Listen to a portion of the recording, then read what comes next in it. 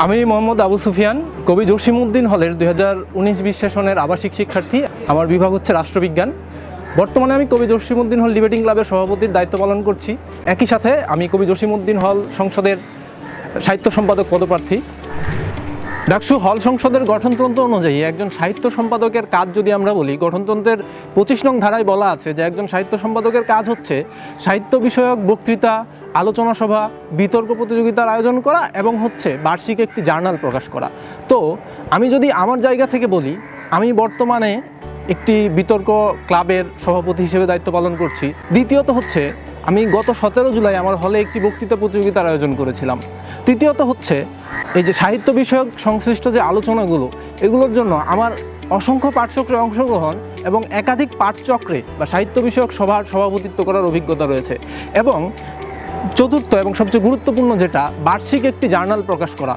আমরা কবি জসিমউদ্দিন হল ডিবেটিং ক্লাব থেকে গত বছর নকশিকাঁথার মাঠ নামক যে জার্নালটা প্রকাশ করেছিলাম, আমি ছিলাম হচ্ছে সেখানকার সম্পাদকীয় বডিতে।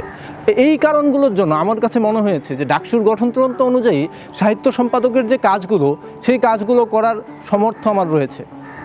আমি যদি হল সংসদে সাহিত্য সম্পাদক পদে নির্বাচিত হই, তাহলে প্রথমে আমি যেটা করব সেটা হচ্ছে যে আমাদের হলের রিডিং রুম, আমাদের পাঠকক্ষ, পেপারস রুম, হলের যে ক্লাবগুলো রয়েছে, ডিবেটিং ক্লাব, বাঁধন, এই সবগুলো ক্লাব এবং গেস্ট রুমে যে জুলাই কর্নারটা রয়েছে, এই ক্লাবগুলোকে আমি হচ্ছে কবি জসিমউদ্দিন হল সহ অন্যান্য যে দেশি বিদেশি সাহিত্য, ফিকশন, নন ফিকশন সাহিত্য রয়েছে, এইগুলোতে সমৃদ্ধ করব।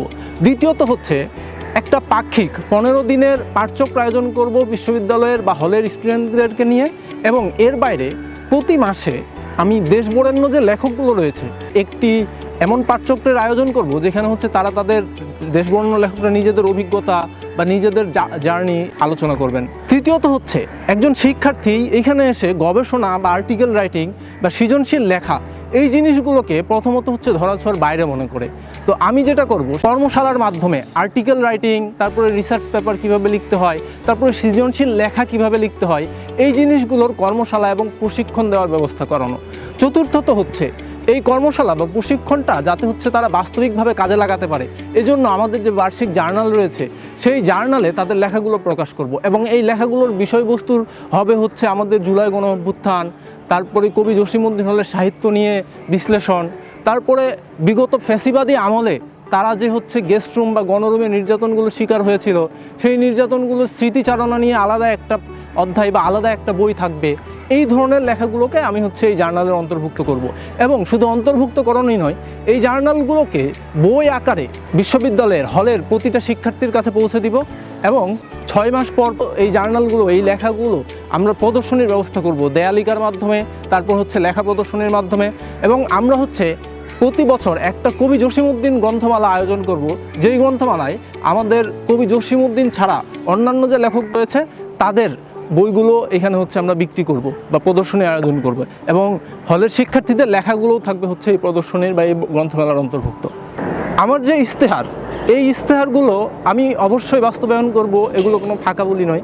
এবং এই ইশতেহারগুলো বাস্তবায়ন করার জন্য আমি হলের শিক্ষার্থীদের সমর্থন, সহযোগিতা, দোয়া এবং সবচেয়ে বেশি গুরুত্বপূর্ণ যেটা, সেটা হচ্ছে যে আপনাদের ভোট চাই। 9 তারিখ সারাদিন ব্যালট 2, আবু সুফিয়ান সাহিত্য সম্পাদক পদপ্রার্থী, আমাকে ভোট দিন। ধন্যবাদ।